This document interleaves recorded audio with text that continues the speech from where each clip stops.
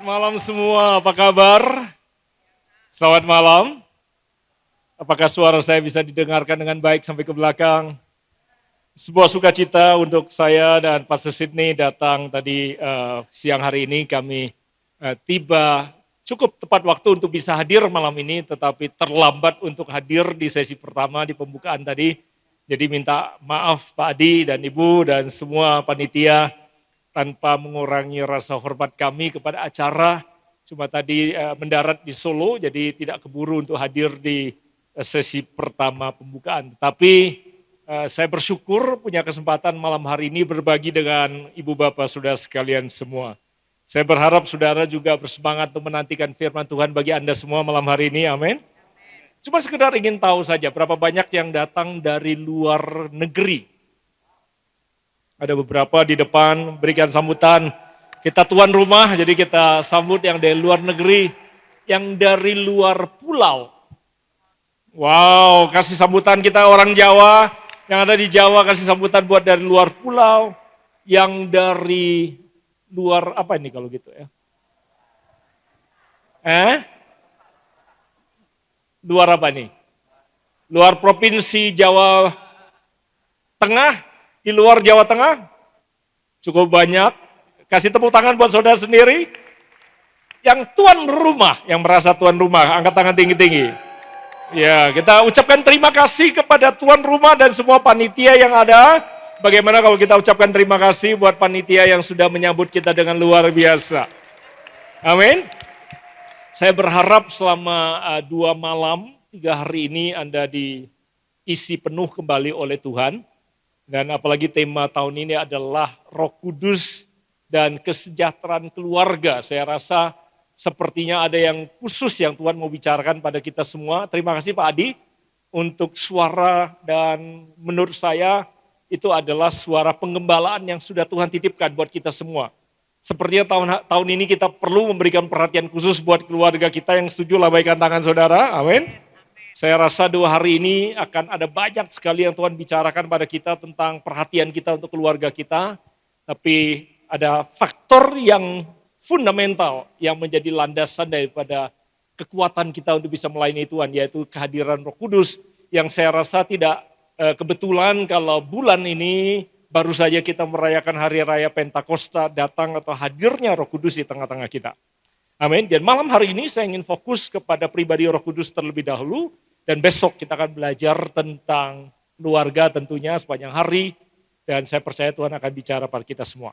Bagaimana kalau kita berdoa sebentar sebelum kita terima firman Tuhan? Pejamkan mata saudara sebentar, ambil beberapa detik, beberapa menit kalau saudara mau hampiri Tuhan, bicara pada Tuhan sendiri. Kata-kata yang paling jujur, kata-kata yang paling tulus untuk saudara ungkapkan kepada Tuhan.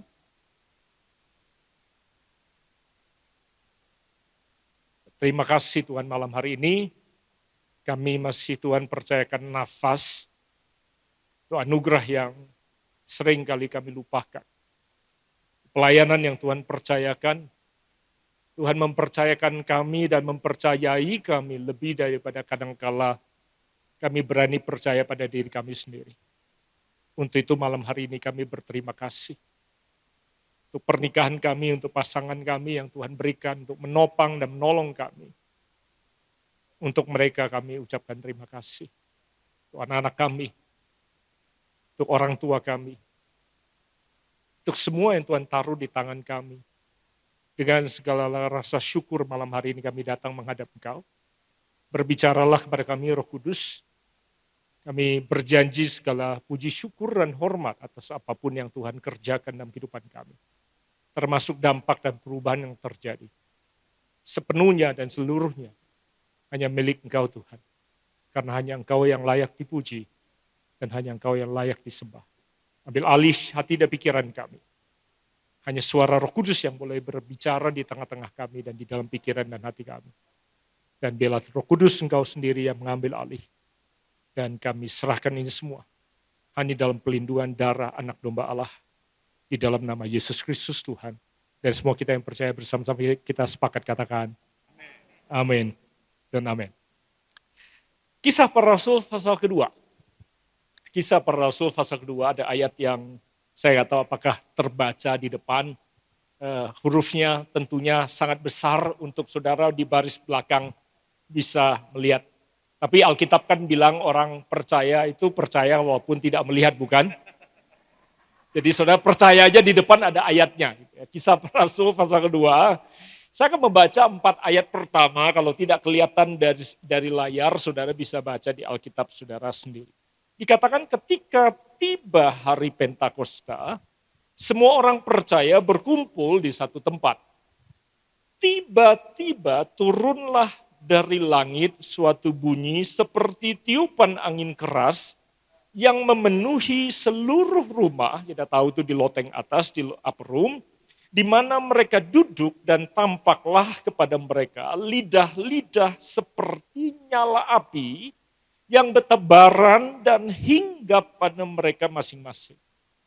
Maka penuhlah mereka dengan Roh Kudus, lalu mereka mulai berkata-kata dalam bahasa-bahasa lain seperti yang diberikan oleh Roh itu pada mereka untuk mengatakannya. Nah, apa yang baru saja saya baca tentunya bukan perikop yang asing buat hampir semua kita, apalagi saya diberitahu ini sebenarnya yang boleh hadir cuma gembala sidang dan wakil gembala sidang. Itu pun sudah melampaui batas daripada kapasitas yang ada. Saya diberitahu seperti itu. Nah, perikop yang baru saya baca mencatat kehadiran atau kehadiran Roh Kudus di tengah-tengah kita yang kita kenal terjadinya tepat dengan perayaan orang Yahudi di Pondok Daun atau di Hari Raya Pentakosta, yang mana kita catat sebagai hari lahirnya gereja, atau boleh dikatakan pencetus atau penyebabnya gereja lahir, karena setelah itu Petrus berkhotbah 3.000 orang percaya. Jadi kalau kita perhatikan bahwa gereja berdiri karena kejadian yang tadi kita baca terjadinya tiba-tiba. Tentunya yang mencatatnya tiba-tiba. Tapi saya percaya tidak ada sesuatu yang tiba-tiba di dalam agendanya surga. Tidak ada yang mengejutkan Tuhan, karena tidak ada satupun yang di luar kendali maupun agendanya Tuhan. Namun kita yang mengalaminya mencatatnya sebagai sebuah kejadian yang tiba-tiba. Kalau kita memperhatikan kejadian itu, menurut saya sebuah fenomena yang ada terjadi di dalam alam kelihatan kita, yang sebenarnya sangat spektakuler dan menakjubkan. Saya nggak tahu apa perasaan saudara, kalau mendadak malam hari ini tiba-tiba ada lidah-lidah api turun berterbaran di kepala saudara, apakah saudara cari air untuk saudara guyur, atau saudara tetap menyembah? Saya nggak tahu apa yang saudara akan lakukan. Tapi dikatakan kejadian itu tiba-tiba. Menarik sekali, gereja lahir bukan karena retret saudara. Gereja lahir bukan karena konferensi. Gereja lahir bukan karena sekelompok orang duduk kemudian berpikir, apa ya misi gereja kita? Gereja lahir bukan karena sekelompok orang berpikir bahwa, oh kita perlu mendirikan sesuatu yang mengubahkan masyarakat kita, mari kita rancang strateginya untuk menjangkau. Gereja lahir karena ada intervensi surga atas bumi.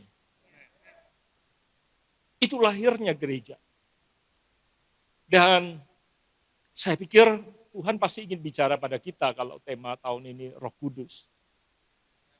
Dia datang, hidup orang-orang biasa berubah sepenuhnya. Sudah tahu mereka orang biasa, bahkan mungkin jauh lebih sederhana dari kita-kita yang ada di sini. Bukan merendahkan murid-muridnya, tapi kalau ada di antara kita yang berkata, siapakah aku yang Tuhan bisa pakai? Saya pikir harusnya saudara tidak perlu merasa tidak mampu dan rendah diri. Karena menurut saya kita nggak lebih jelek daripada si dia yang mengkhianati gurunya. Betul nggak sih? Kalau dia aja masih dipakai, masa kita enggak? Gak ada yang amin sih. Kalau sampai mereka bisa diubahkan oleh Tuhan, dipakai oleh Tuhan. Saya percaya kuasa yang sama bisa bekerja dalam kehidupan kita. Menjadikan kita hamba-hamba Tuhan yang bisa melakukan lebih daripada apa yang mampu kita pikirkan atau kita bayangkan. Ada amin? Ada beberapa hal yang saya pikir saya ingin ajak Anda bertukar pikiran dalam waktu singkat yang saya miliki. Karena kita semua ini mewakili gereja yang lahir 2000 tahun yang lalu. Karena kejadian yang baru saja kita baca. Kalau kita tidak lagi mengemban amanah tujuan daripada intervensi Roh Kudus datang 2000 tahun yang lalu. Saya pikir kita bisa tenggelam dalam kesibukan kita masing-masing setiap hari Minggu. Sibuk mau khotbah apa, sibuk mau nyanyi apa, sibuk mau melayani siapa, sibuk siapin perjamuan kudusnya. Bukan berarti itu semua salah, semua baik. Tetapi kita bisa tenggelam dalam aktivitas kita melayani, tapi kemudian kita kehilangan esensi daripada tujuan keberadaan gereja di muka bumi ini. Ada amin? Dan ini adalah refleksi buat saya pribadi, refleksi buat kita semua, dan saya berharap apa yang kita akan pikirkan dan renungkan bisa membuka pikiran kita, buat kita pulang, bisa lebih tajam lagi dalam pelayanan kita, mengevaluasi ulang apa yang kita kerjakan, dan doa saya malam hari ini sungguh Roh Kudus yang melayani Anda secara pribadi, dan Dia yang memberikan arahan, Dia yang memberikan suara yang sangat spesifik yang Anda butuhkan untuk kota Anda, untuk gereja Anda, karena kita semua dipercayakan Tuhan tanggung jawab yang berbeda-beda di daerah yang berbeda-beda. Ada amin? Nah, ada beberapa hal yang saya ingin ajak, saya catat 5 hal, karena ini sepenuhnya khotbah yang baru tadi saya susun 1 jam sebelum saya berangkat dari hotel. Karena tadinya kemarin saya kirim ke Pak David khotbah yang lain. Tapi saya rasa ini ada di hati saya yang Tuhan ingin taruh untuk saya bicarakan pada saudara. Tapi sebelum saya berikan beberapa hal yang perlu kita renungkan tentang kehadiran gereja sebagaimana Roh Kudus inginkan, saya ingatkan sekali lagi. Pentakosta mencatat sebuah kejadian di mana orang-orang biasa tiba-tiba terperangkap dalam sebuah ledakan ilahi yang surga kerjakan, yang kemudian menghadirkan keberanian di dalam diri mereka, ya toh?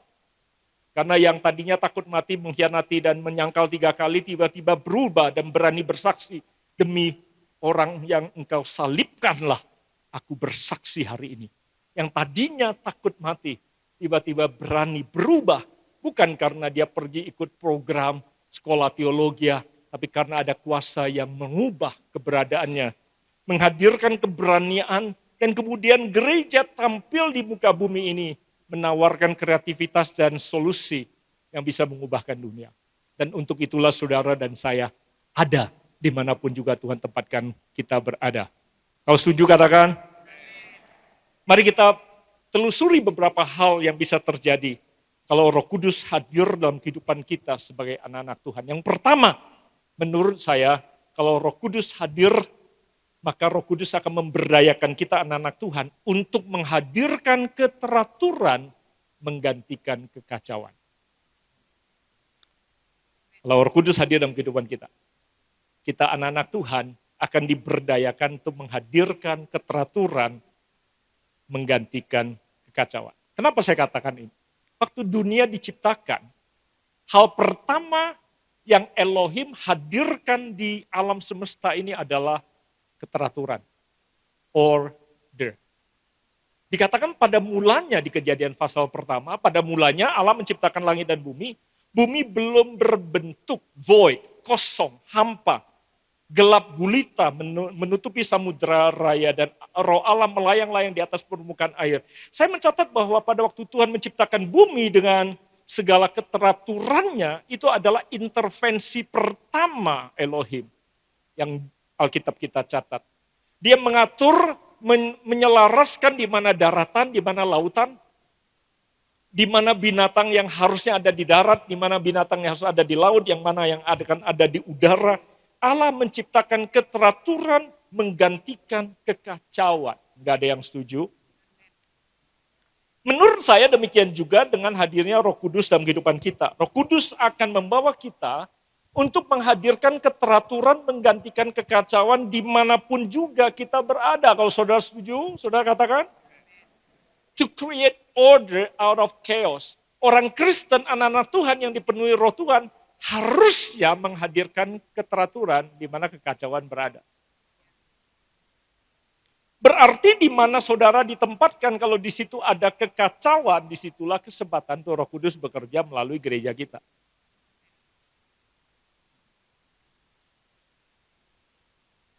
Saya karena tinggal Jakarta, saya suka dengar orang Jakarta protes dan marah tentang kekacauan lalu lintas yang ada. Saya bilang, Alkitab memberitahukan pada kita bahwa Roh Kudus, kalau Roh Kudus hadir, dia adalah pribadi yang sangat teratur. Saudara sering dengar itu?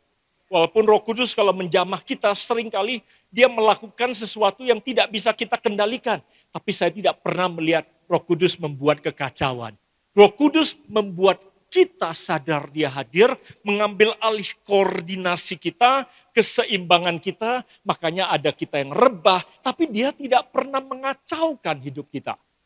Dia hadir, dia menghadirkan keteraturan. Dari yang hidupnya berantakan, hidupnya bisa rapih karena Roh Kudus datang dan hadir dalam kehidupannya. Tanda kalau Roh Kudus hadir adalah bahwa di tempat itu ada keteraturan. Tanda kalau Roh Kudus hadir di gereja kita, harusnya di gereja kita mencerminkan keteraturan. Ada amin? Setiap kali kita berhasil menghadirkan keteraturan dimanapun kita melihat kekacauan terjadi, maka kita sebagai gereja, sebagai anak-anak Tuhan, sebagai hamba-hamba Tuhan, sebagai orang-orang yang penuh Roh Kudus, sedang menjadi solusi dan jawaban untuk masalah yang terjadi di sekitar kita. Nah, pada saat kita melakukannya, kita sedang menunjukkan kemiripan dengan Tuhan pencipta kita. Kita sedang menunjukkan keserupaan dengan Tuhan pencipta kita. Nah, harapan saya Roh Kudus memberikan pewahyuan dalam hati saudara. Sehingga saudara bisa melihat kesempatan-kesempatan yang ada di sekitar saudara. Kekacauan-kekacauan yang masih ada di sekitar saudara. Sehingga Anda bisa melihat itu sebagai kesempatan di mana Tuhan ingin bekerja melalui Roh Kudus di dalam hidup saudara, di dalam penggembalaan saudara, di dalam gereja saudara, untuk menjadikan Anda saksi yang mampu menghadirkan keteraturan, menggantikan kekacauan, dimanapun juga Tuhan tempatkan kau berada. Jadi saudara bukan lagi menjadi orang yang ikut menggerutu tentang kekacauan yang ada, tapi Anda melihat itu sebagai kesempatan dan berkata, puji Tuhan, berarti ini kesempatan gereja ada, ini kesempatan anak-anak Tuhan ada, ini kesempatan saya sebagai hamba Tuhan ada, ini kesempatan tuh anak-anak jemaat ini ada untuk menghadirkan keteraturan di tengah-tengah kekacauan. Bukan menambahkan kekacauan. Saya sempat tinggal di Kelapa Gading, saudara. Ada orang Jakarta yang ngerti. Saya tinggal di Kelapa Gading, suatu kali saya pulang pelayanan, saya mau pulang ke rumah, saya terhambat 40 menit karena bubaran gereja. Tentunya sebagai pendeta yang penuh Roh Kudus, salah satu buah roh adalah kesabaran, bukan? Setelah khotbah 3 kali, tentunya dengan senang hati macet di jalan, menantikan kemacetan belum terurai, karena orang Kristen yang bubar gereja tidak peduli sama kesejahteraan dan kenyamanan kotanya, bukan? Orang-orang yang penuh Roh Kudus harusnya penuh dengan kesabaran. Duduk dengan hari ini harinya Tuhan di mobil menunggu 40 menit kemacetan itu, bukan? Tentunya jawabannya bukan. Kenapa bubaran gereja harus menyebabkan kekacauan? Tapi ya saya yakin tidak ada satu gereja pun di sini kalau bubaran menyebabkan kekacauan dan kemacetan di kota Anda masing-masing, bukan? Kalau gereja itu adalah rumahnya Tuhan, harusnya gereja tempat yang paling teratur karena Tuhan itu Tuhan yang teratur. Harusnya kalau gereja itu rumahnya Tuhan, harusnya WC-nya rumahnya Tuhan adalah tempat yang paling terang. Saya hampir keselak. Jadi kalau saya mau lihat gereja itu Tuhan hadir apa enggak perlu lihat orangnya rebah apa enggak. Lihat WC-nya bersih apa enggak. Lihat antriannya teratur apa enggak. Kalau mau lihat hambanya Tuhan yang teratur itu, mau dilanjutkan sudah? Penuh Roh Kudus apa enggak? Harusnya pendaftarannya tepat waktu. Loh bener enggak sih? Karena kita adalah agennya teratur. Enggak negur atau enggak. Ini cuman refleksi pribadi saya juga. Jujur di Jakarta, seringkali saya diprotes Pak, Ibu. Karena gereja kami ini sekarang kalau mau kebaktian masih daftar. Tiap minggu saya diprotes. Susah amat sih ini gereja. Ke surga lebih gampang daripada ke gereja. Saya bilang, tunggu dulu Pak Ibu. Surga teratur. Saya takutnya kamu nyelak antrian gak dikasih masuk. Karena menurut saya, mengajarkan keteraturan itu gak selalu gampang kepada jemaat. Betul gak Bapak Ibu? Tapi kalau kita mau menampilkan bahwa Tuhan itu teratur, orang Kristen itu teratur, memang ada banyak harga yang harus kita bayar. Nah, kalau kita tidak mulai dari gereja, kita tidak mulai dari diri kita, bagaimanakah jemaat bisa mewakilkan keteraturan itu di mana Tuhan tempatkan mereka berada. Bayangkan mereka kerja berantakan, tidak tepat waktu, tidak teratur, tidak disiplin. Bagaimanakah kita bisa memperkenalkan Tuhan dan mengharapkan dunia ingin kenal Tuhan yang dahsyat, yang kita bilang perkasa, yang kita bilang hebat itu. Kalau kita tidak memberikan teladan dan menunjukkan keteraturan itu. Roh Kudus bukan hanya memberdayakan kita dan menghadirkan keteraturan secara jasmani saja. Roh Kudus bisa menghadirkan keteraturan di alam jiwani dan alam rohani. Sebelum saya pindah ke poin kedua, pertanyaan saya pada Anda malam hari ini. Apakah ada hal-hal yang ada di dalam pikiran saudara yang belum teratur, yang perlu Roh Kudus datang dan teduhkan dan teraturkan? Karena kalau dia datang, dia meneduhkan badai dalam jiwa saudara. Dia meneduhkan kekacauan dan menghadirkan keteduhan dan keteraturan di dalam batin saudara. Markus pasal keempat, waktu Yesus berbicara pada badai yang menghadang mereka menyeberang. Waktu Yesus dibangunkan. Waktu Yesus kemudian berkata pada badai itu, diamlah. Dosen-dosen teologi pasti tahu tata bahasanya. Tata bahasa yang dipakai bukan tata bahasa yang dipakai untuk bicara pada fenomena alam seperti objek yang namanya angin. Tapi tata bahasa yang dipakai adalah tata bahasa yang dipakai untuk bicara pada orang kedua tunggal. Dia bukan sedang bicara pada fenomena alam, tapi dia sedang bicara pada satu pribadi yang berada di balik kekacauan itu yang ingin menghadang. Dan dia bilang, diamlah. Bahasa Inggrisnya, shut up. Tutup mulutmu. Berhentilah menghadirkan kekacauan. Berhentilah menghadirkan ketakutan. Berhentilah membuat kami berhenti untuk melakukan apa yang Tuhan ingin kami lakukan. Saya nggak tahu berapa banyak di antara saudara malam hari ini yang perlu berkata, diamlah kepada kekacauan, ketakutan, kebimbangan, kegalauan, kekhawatiran yang ada ingin menghadang engkau untuk bisa menghadirkan Tuhan di mana Tuhan tempatkan engkau berada. Mungkin pernikahanmu, mungkin kesehatanmu, mungkin keuanganmu, mungkin anakmu, mungkin kadangkala kuasa gelap yang berkata, awas loh. Percayalah dan ketahuilah bahwa dia yang sejak 2000 tahun yang lalu datang tinggal dalam kita lebih besar daripada dia yang ada di dunia ini. Malam hari ini, bahkan belum tunggu nanti kita nutup. Detik ini juga saudara bisa berkata, you shut up. Diam. Diam. Mati gak takut. Mati hanya transisi kepada kekekalan.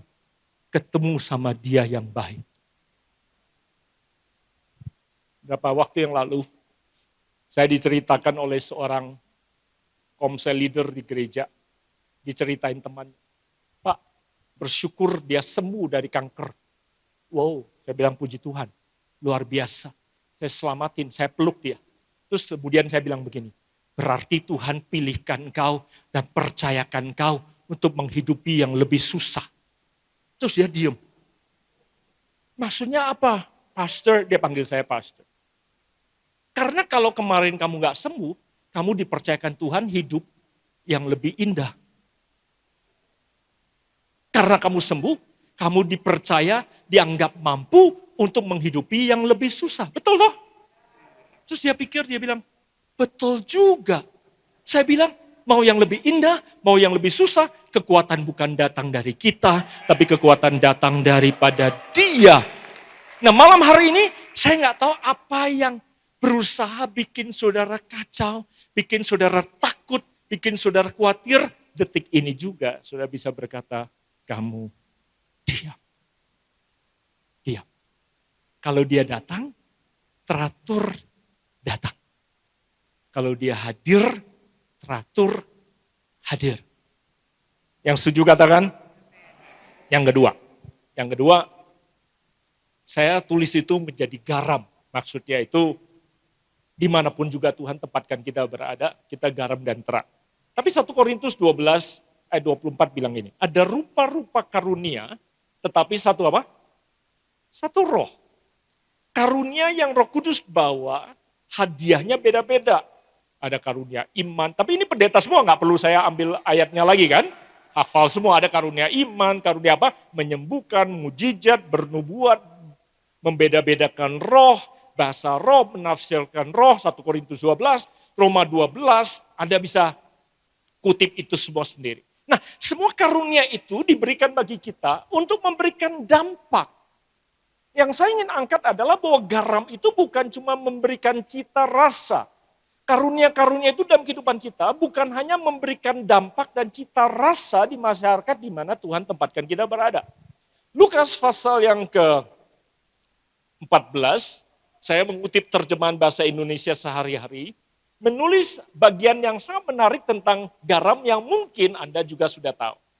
Kalau saudara mungkin luput dari hal kecil tentang garam ini, izinkan saya ingatkan kita semua malam hari ini. Katakan garam memang baik, tetapi jika garam juga menjadi tawar dengan apakah ia diasinkan. Tidak ada lagi gunanya baik untuk ladang maupun untuk pupuk. Wow, menarik sekali. Garam bukan hanya ada di dapur, ternyata garam bisa ada di ladang. Dan orang membuangnya saja, siapa mempunyai telinga untuk mendengar, hendaklah ia mendengar. Dan kemudian saya menyelidiki, ternyata betul pupuk urea itu NaCl, itu garam. Artinya garam bukan hanya bisa menghentikan hama, karena kalau kita sariawan kita kumur air garam bukan hanya bisa ditaburkan ke ikan menghentikan pembusukan. Jadi garam bukan hanya berfungsi sebagai sterilizer, tapi garam bisa berfungsi sebagai fertilizer. Garam bukan hanya menghentikan apa yang tidak boleh tumbuh dan tidak boleh ada untuk tidak ada. Garam bisa menyuburkan apa yang harus ada menjadi tumbuh dengan subur. Kita adalah garam. Gereja kita adalah garam. Kita bisa menghentikan pembusukan yang tidak boleh terjadi. Tapi pada waktu yang bersamaan kita harus berfungsi menjadi pupuk. Yang menyuburkan hal-hal yang baik. Yang harus tumbuh di tempat di mana gereja kita berada. Kebaktian kita bukan hanya tentang ramenya saja. Tapi kebaktian kita tentang bagaimana membuat garam lebih asin. Sehingga garam bisa ditebarkan. Dan sehingga gereja tidak menjadi gudang garam. Itu udah slogan lama banget, itu bukan ciptaan saya. Gereja adalah tempat di mana kita mempersiapkan garam untuk kemudian menentukan di mana garam itu bisa kita taburkan. Betul nggak saudara? Elia menyuburkan atau menyehatkan mata air daripada kota di mana Tuhan utus dia pergi supaya tidak lagi ada kemandulan, tidak ada lagi kematian bayi di dalam kandungan. Dan Elia pergi menaburkan garam. Elia apa Elisa? Nggak hafal juga, pendeta-pendetanya sama. Garam menyehatkan air. Dan gereja adalah garam. Di mana Tuhan tempatkan kita berada, di kota di mana kita berada. Saudara masih baik-baik saja? Masih bisa tahan? Saya masih punya 10 menit. Garam menghalangi yang tidak boleh bertumbuh untuk tidak bertumbuh. Dan membantu yang harus bertumbuh untuk bertumbuh dengan subur. Yang ketiga, Roh Kudus memberdayakan anak-anak Tuhan untuk menjadi skillful, menjadi ahli. Orang-orang Kristen harus menjadi yang paling ahli di bidangnya. Ada yang bilang, jemaat saya cuma petani semua. Bangun mereka menjadi petani yang paling ahli. Oh, jemaat saya cuma tukang bakso. Pastikan mereka punya bakso yang sempurna. Setiap kali digigit, ada pantulan yang sempurna di gigi, dan ada ledakan yang luar biasa di langit-langit daripada lidah kita. Oh, jemaat, saya cuma tukang bakmi. Pastikan kalau dia rebus bakmi, kekenyalan dan kelembutan dan kematangannya sempurna. Halo? Oh, jemaat, saya cuma ibu rumah tangga. Pastikan mereka adalah ibu-ibu rumah tangga yang paling baik. Karena anak-anak yang mereka besarkan bisa menjadi pengubah dunia. Pastikan gereja menjadi tempat di mana orang-orang yang ahli dibangun. Keluaran 35 bicara soal orang-orang yang diurapi di perjanjian lama. Ini cuma fondasi daripada poin yang saya lemparkan pada saudara. Berkatalah Musa kepada orang Israel, lihatlah Tuhan telah menunjuk Bezaleel bin Uri bin Hur dari suku Yehuda, dan telah memenuhinya dengan roh Allah, dengan keahlian, dengan pengertian, dengan pengetahuan dalam segala macam pekerjaan. Artinya mereka knowledgeable, mereka punya deep understanding, mereka punya wisdom, mereka punya hikmat, dan mereka skillful di dalam apapun yang mereka kerjakan. Saya bilang, Roh Kudus datang untuk menjadikan kita jadi saksi, bukan menjadikan kita jadi sakti. Saya tanya sama banyak pendeta, Anda mau jemaat Anda dikenal sebagai orang-orang yang bersaksi, ahli, atau cuman mereka jadi orang yang sakti? Saya tanya, saya bilang, kalau Anda mau pergi ke dokter gigi, Anda cari yang tangannya terampil, ngebor dan nambal, atau yang bahasa lidahnya lancar? Anda cari ahli bedah jantung, Anda cari tukang jahit, Anda cari tukang jahit yang penglihatan dan penafsiran bahasa lidahnya bagus, atau jahitannya bagus, ukurannya pas. Saudara cari tukang jahit yang paling ahli tentunya. Tanda daripada dia penuh Roh Kudus adalah kerjaannya ahli.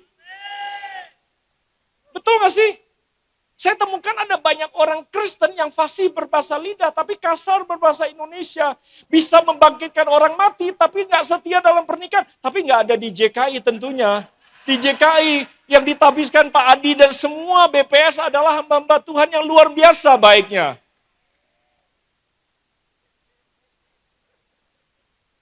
Betul.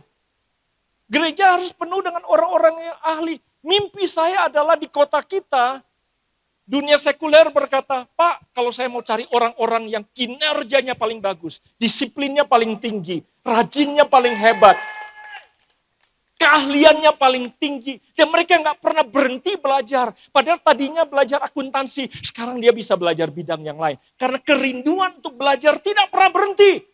Mereka siapakah? Oh, itu anak-anak gereja JKI itu tuh. Betul. Betul.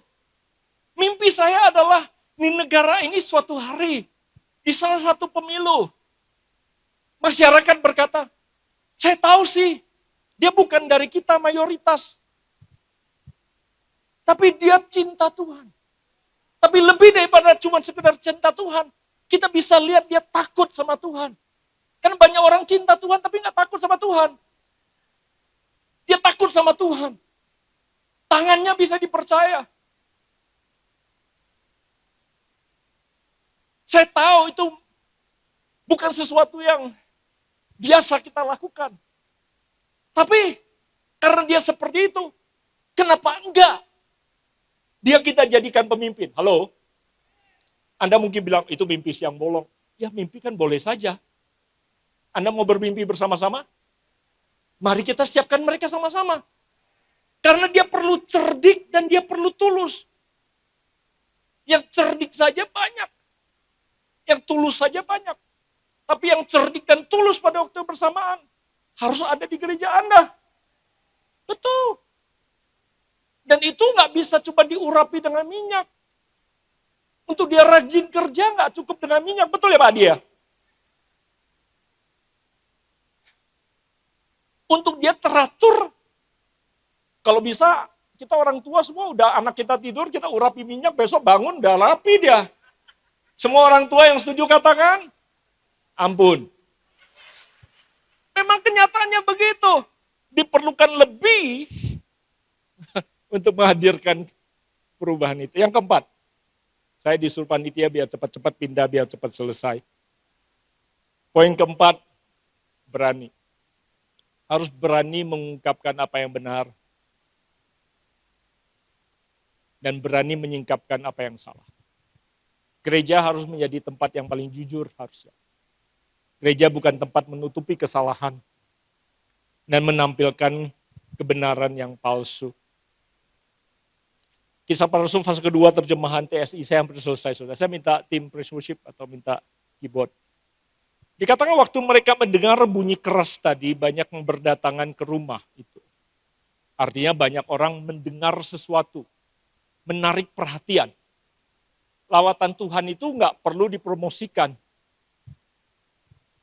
Orang akan dengar sendiri.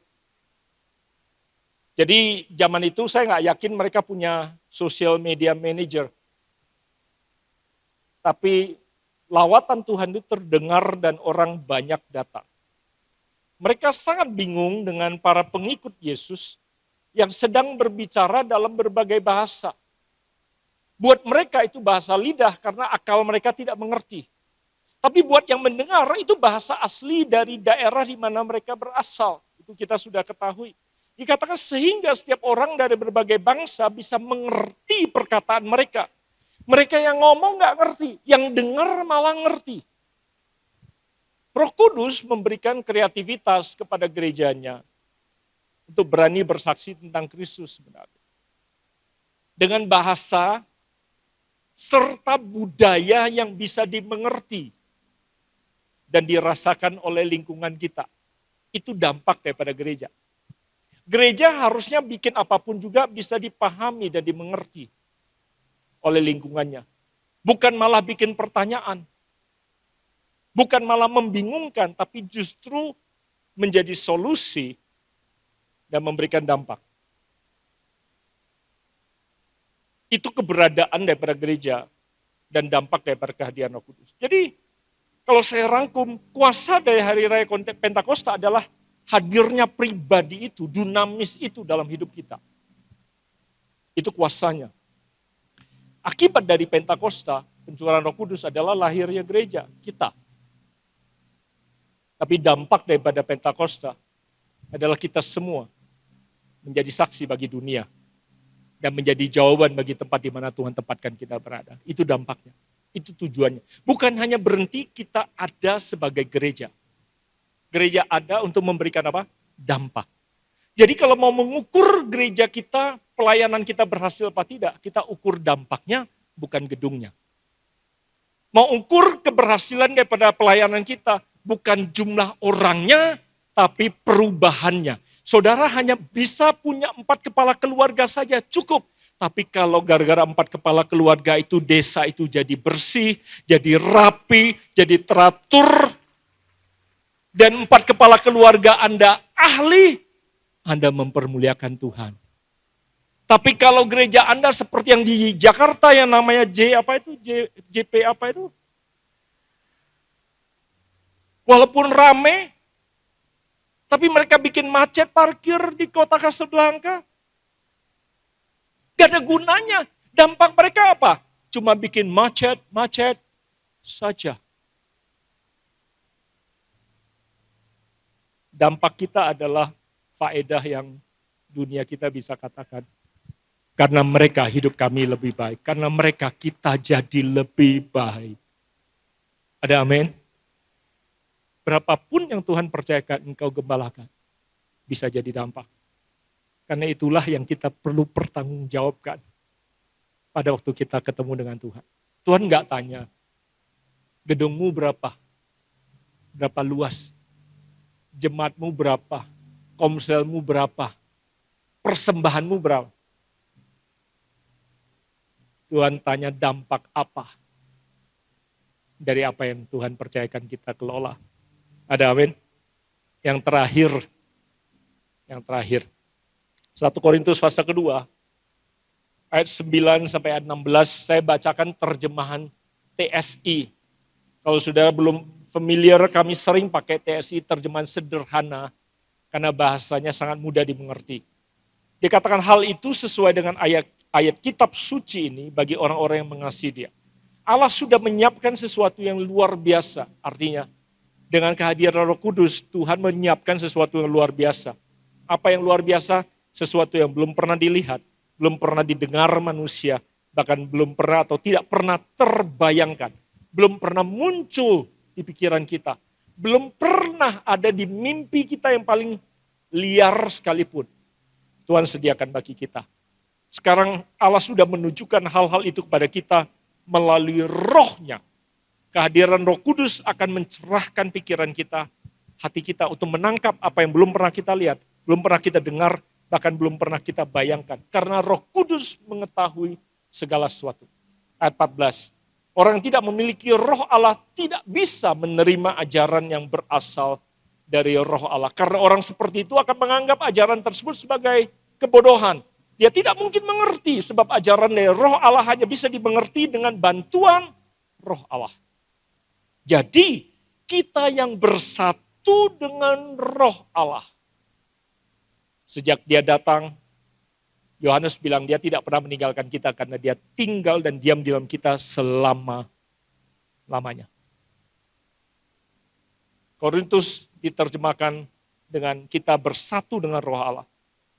Bisa menilai semua ajaran rohani, tapi orang-orang yang belum menerima hikmat dari Roh Allah tidak mampu menilai apapun tentang kita. Hal itu sesuai dengan firman Allah yang berkata, manusia tidak mungkin mengetahui pikiran Tuhan, tidak seorang pun mampu memberikan nasihat kepadanya. Oleh karena itu hal yang sangat luar biasa bagi kita adalah, ini kalimat terakhir dan penutup saya, melalui Roh Allah kita diberi kemampuan untuk berpikir seperti Kristus. Poin saya yang terakhir, kehadiran Roh Kudus menyebabkan kita bisa berpikir seperti Kristus. Doa saya pada saat Roh Tuhan bersatu dengan kita, membuat kita bisa berpikir, melihat, mengambil keputusan, bertindak seperti Kristus yang kita wakili di tempat di mana Tuhan tempatkan kita berada. Saya yakin perubahan, dampak, transformasi pasti terjadi di lingkungan di mana Tuhan tempatkan kita berada. Ada amin? Tutup catatan saudara kalau sudah mau. Mari kita bangkit berdiri bersama-sama. Kita mau menyembah Dia sebentar sebelum saya serahkan kembali.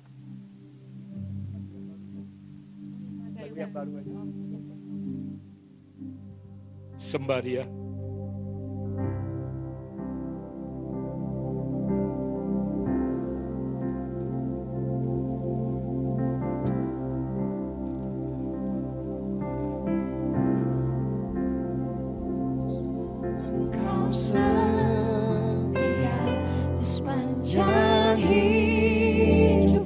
Bawa hidupmu, bawa pelayananmu, menghadap Tuhanmu malam hari ini. Mari JKI,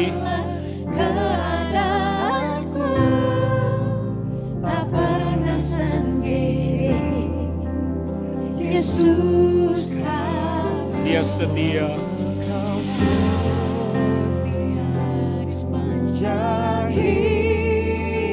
Biarkan kata-kata ini mengalir dari hatimu yang paling jujur malam hari ini.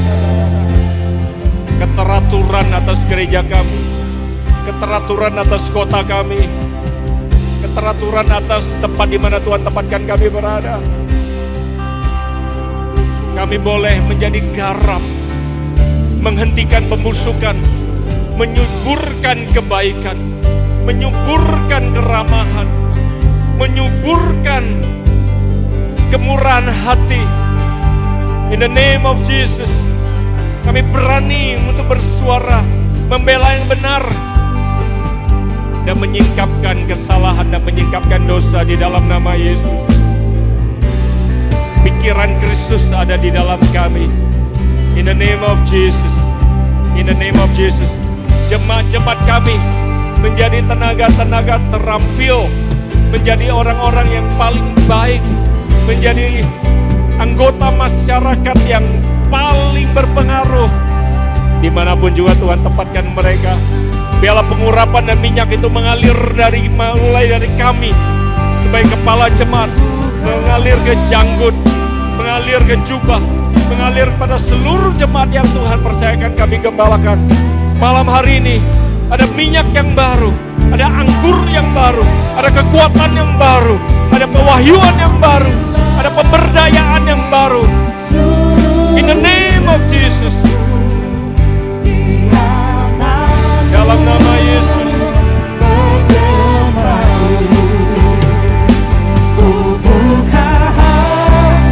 Dalam nama Yesus. Dalam nama Yesus. Dalam nama Yesus. Mulai berdoa dalam roh untuk kotamu. Mulai berdoa dalam roh untuk desamu. Mulai berdoa dalam roh untuk daerahmu. Come on. Malam hari ini akan ada dobrakan, akan ada kemenangan rohani. In the name of Jesus. Dalam nama Yesus. Sebut nama daerahmu. Sebut nama gerejamu. Sebut nama kotamu. Sebut nama anak-anakmu. Sebut nama pasanganmu. Kinda rabaka haya rabato korobo.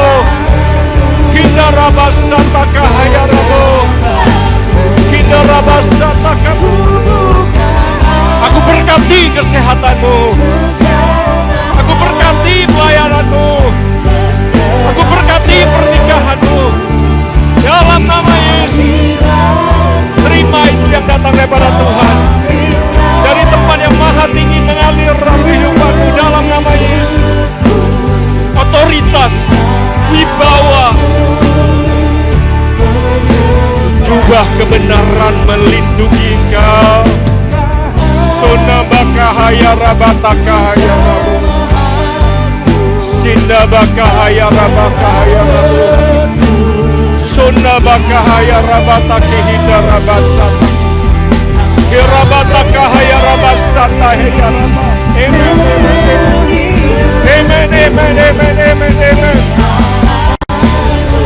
Ada kebangunan rohani terjadi di gereja kami.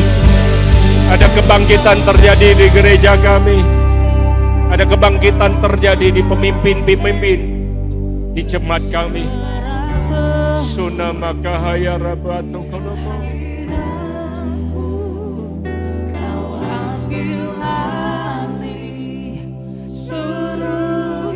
Kinda rabasuto konomo. Suto konomo.